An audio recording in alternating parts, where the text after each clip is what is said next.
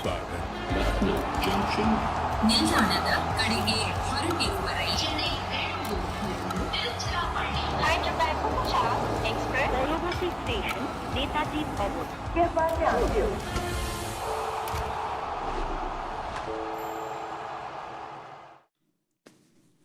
Hello and welcome. You're watching Voltas presents Cricbuzz Live. I'm Gaurav Kapur. With me, Adam Gilchrist and Shaun Pollock. The Knight Riders won the toss and decided to bat first.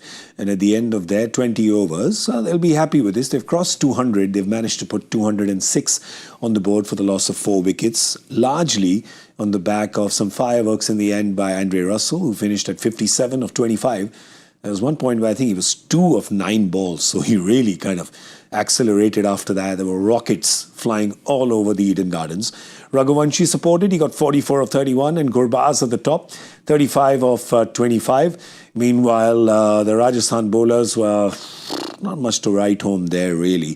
So, they might look back at that and say that we could have contained them to a little lesser, because the Knight Riders batters for the first 15 overs were also kind of, I don't know, Gilly, I don't know how to explain it. For the first 15 overs, this match just felt like low salt, low sugar. Like, it's just kind of bland. Yeah. Well, Polly was saying in the green room it was almost like a practice game. Yeah. There didn't seem to be atmosphere there, but look at that launch at the back end there, those last 5 overs. That's the threat of these large, well-built West Indian all-rounders that we've come to know and love in this competition. We saw it last night and we see it again tonight. But through those middle sections there, that's none for 30 after the power play up until the 10th over mark. I think there's a little bit there on offer for the spin, but it just lacked a bit of oomph, and it took the special talent of Dre Russ to ignite it, and he's put them into what I think is probably a match-winning position now.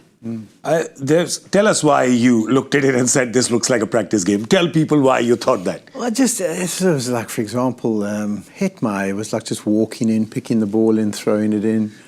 There was no charging between the wickets. Everyone was comfortable just to take the singles. It just didn't have any buzz about it. It didn't look like anyone was trying to score massive runs, and didn't look like the bowlers were trying to get them out, to be honest. It just looked like they were going through their drills.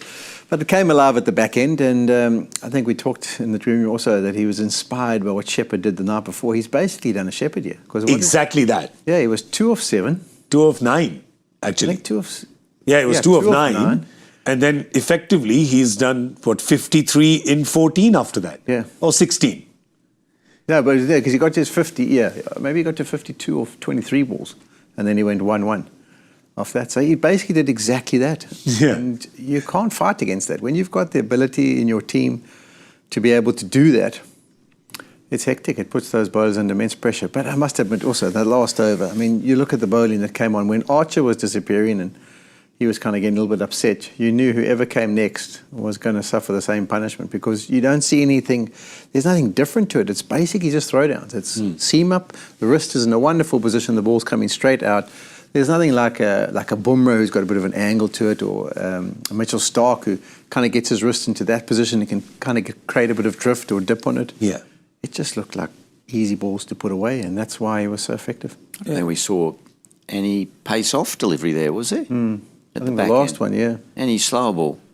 I can't remember. I remember the one that Yudhvir bowled to Sunil Narayan to get him out. That was nice. Oh, sorry, I mean at the back end there. Yeah, at the back end I didn't see anything from Madhwal. Madhwal looked panicked.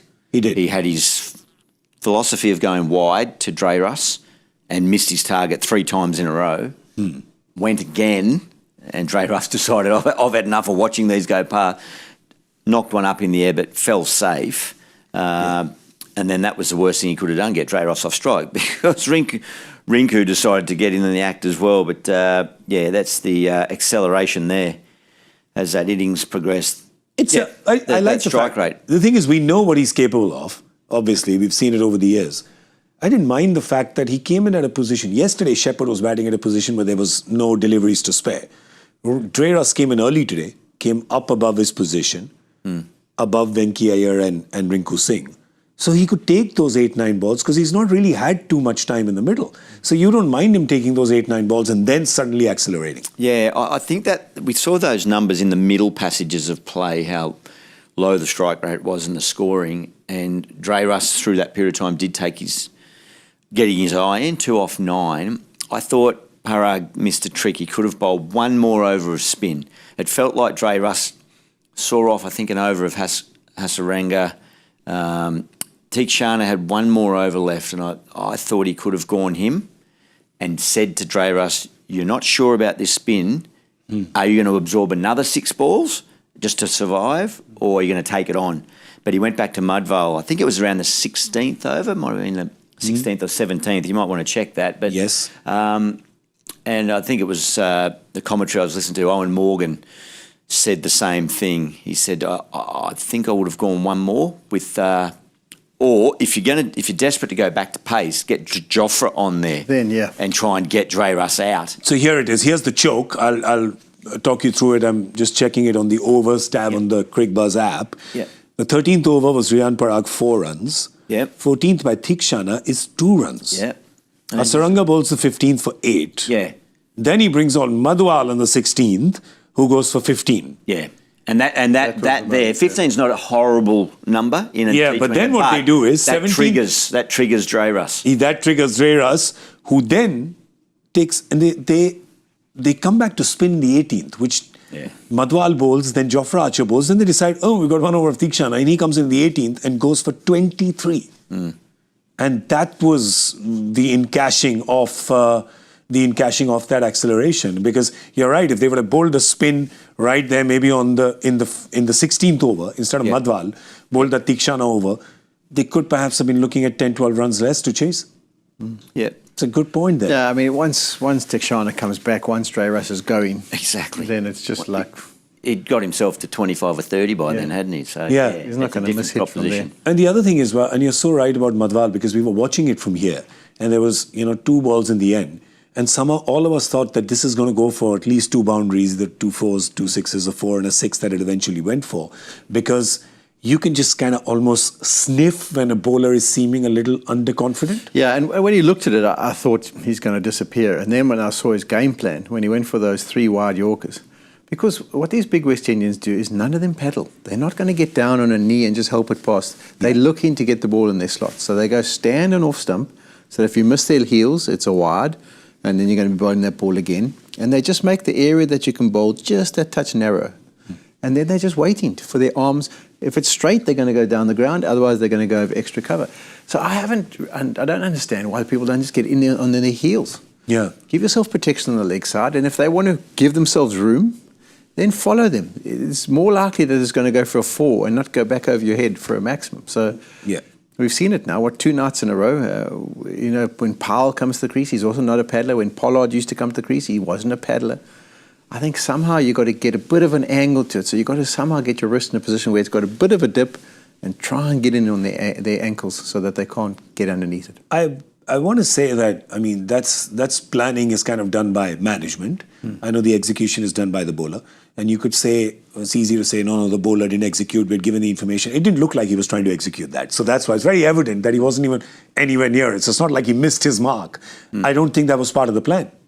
Yeah, didn't execute well. But the planning that need to be versatile, and if you miss 3 times, you've got to have just as I say, a pace off, a nice change, so that that you're pumped up at the back end of the innings. You're going to be swinging hard and looking to really maximise that deception of pace. So it looks like they weren't trusting their skill at the back end. But if you look at the best death bowlers, I mean, you think of the likes of Malinga, that's because he's very rare. Bumrah, he's also got a bit of an angle. You've got Mitchell Starc. Or, as Gilly says, you've got to have something like a Bravo or Harsha Patel. They've got a loop to it. So there's something that can deceive you.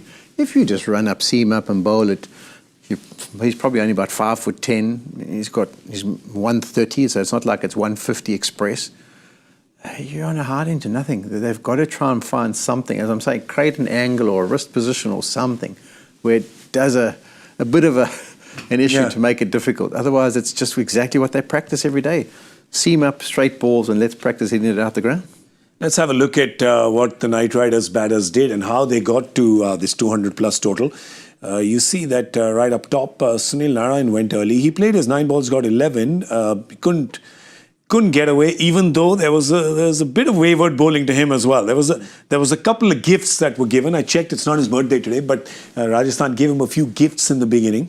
Gurbaz got 35 of 25. Rahane creamed a few shots, especially some of the flick of the wrist that he just goes over mid-wicket into the stands. That's really good, but he's not managed to get away today as well. So really, this 200-plus total is standing solely on the shoulders, the big shoulders of Andre Russell. Raghavanshi played a nice innings in support of Andre. Gave the big fella enough strike when it was required, and then was out just trying to up the ante right at the end. So I thought he did his part well. Yeah, and he didn't sort of panic when it was really dry through that middle period. But your point is right. It's built on Andre Russ, and maybe that's where his batting partner, credit to Raghavanshi for knowing the potential of what's possibly going to come. So just doing his job to support Dre Russ, get him enough strike, and then away it goes. So and Gurbaz was aggressive enough at the top. And Rinku did his little job at night. I like Rinku. I like what Rinku did. Yeah, he did. Coming in late. 19 of 6 is pretty good. Yeah, 100%. But Raghavanshi, I like him. I think he's going to be someone for the future. He's young too, right? He's only maybe older than 20. Suryavanshi. Yeah. Everyone is in the competition, no? Yeah, let's have a look at how old is he? He's 20. Exactly 20. Yeah. Oh, yeah. So he's got some veteran. calm. Yeah, he's got to learn a little bit more, like how to maybe fiddle it in different areas. But he looks like he's got a nice reach and he's pretty relaxed. I like him. Let's have a look at what the Rajasthan bowlers did, because it's not looked good for all of them. It never does when you go for these many runs. I was a little surprised that Yudhvir didn't come and bowl the last over, but they got, because he was good in the beginning, right? It looked fairly lethal, mixed a few up as well. So we really thought Yudhvir would bowl the last over. Tikshana with that expensive over right at the end, 23, when he bowled the 18th over, but otherwise he was decent. What did you make of the others, Polly?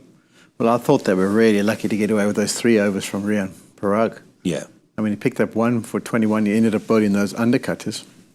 But at that stage, you just thought, gosh, with the batting lineup that they still had to come, I thought they were going to try and take him down, like slog sweeps to deep mid-wicket. So I think they would have been really happy with that. But even Singh, I think his 2 overs up front, he relied totally on length. He just charged and hit it back over length. So that's probably why they didn't go to him at the back end. I don't know if he's got that option of being able to get those fuller deliveries in.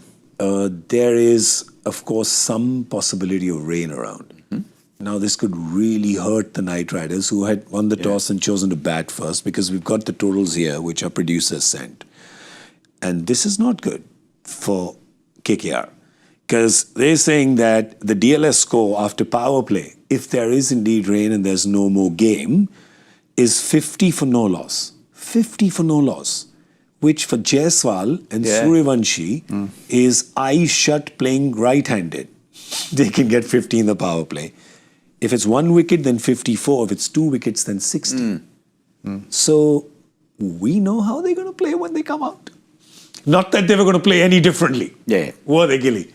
Have to go pretty hard anyway to get the 200 up against pretty decent spin lineup. Yeah. So they're going to have to try and cash in early with those field restrictions. But yeah, you're right. You made the point at the toss. It was interesting if there was rain around and predicted. So they've got the runs on the board. They'll just have to get out there and get a couple of wickets early to try and put RR on the back foot. I'd be interested to see if they go Moen to the 2 lefties. That might be a call. Yeah. But they were in the situation last time, right? They had to chase 200 and the rain came and they got that 1 point. So Correct. it's kind of balancing itself out. Yeah, but it's just 6 overs that's required, right, for the game to get a result? 5, I think. So just 5? Just 5, I think, required. Yeah, so it's only 5 for a game. So that's basically the rain's got to hold up for about 20, 25 minutes. And none down, they've got to be 50. Yeah, that's the power play score. So after 6, they've got to be 50. Right. So with 5, it'll be even lesser. Less, yeah. But I think you would say to yourself, you're probably going to, if you're going hard, you want maybe happy to lose 2. So you're probably looking at 60 for 2. 6, yeah. 60 for 2 in the power play. They can get this because they've got the batting. This is going to be very interesting. They're going to have coach, they're going to have analyst, a representative from the Met department. So everyone's going to be sitting there to plan strategy here for the second half. All right, even if it doesn't rain, Do you think this batting lineup is good enough to do it, or Knight Riders have just too many bowling tricks up their sleeve? Look, there's enough talent and skill in that lineup to get there. Yeah. This is the bowling. So Harshit Rana's come in here. Yeah, right. Harshit Rana's going to come in. I think they've got enough control through the middle. I think it's all down to what happens in this power play. Yeah. Yeah. If they get off to a flyer like they did, then they can take their time. What was it against GT? Where they were well ahead of the rate, then they can take their time. But I think if that middle order is put under scoring pressure with Chakravarti and Nareen, then I think advantage Kolkata. Yeah. Okay. How many are they going to get in the power play is the question. You can never tell, right? I'm 57 again. Come on, come through for me, 57. I'm 64. 55. So you definitely think they're going to lose a wicket? Because actually we all think they're going to lose a wicket, because if Suryavanshi and Jaiswal are not out at the end of 6 overs, it could be 82.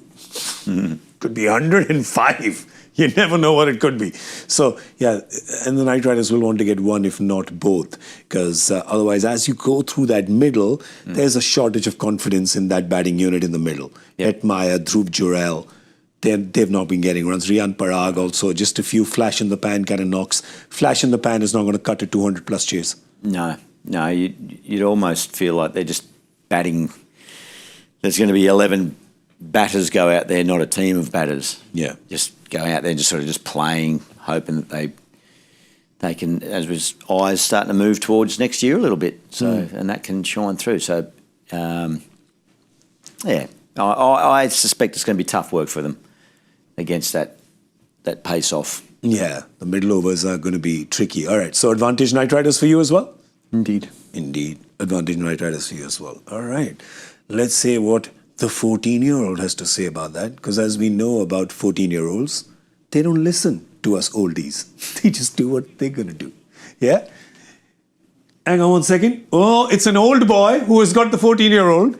Blind a catch by Ajinkya Rahane. And Suryavanshi has to go. You kids, you should listen to us, older folk. You don't. This is what we have to do to you. All right, we can't change our score guesses now. Those are locked in. Yep. 54. I'm still sticking with mine. I ain't changing. All right, I have faith. I have faith in Yashaswi. All right, that's all we have time for. We're going to see you at the end of the 10th over with the Cricbuzz Combox. Thank you for watching Voltas Presents Cricbuzz Live. Bye-bye.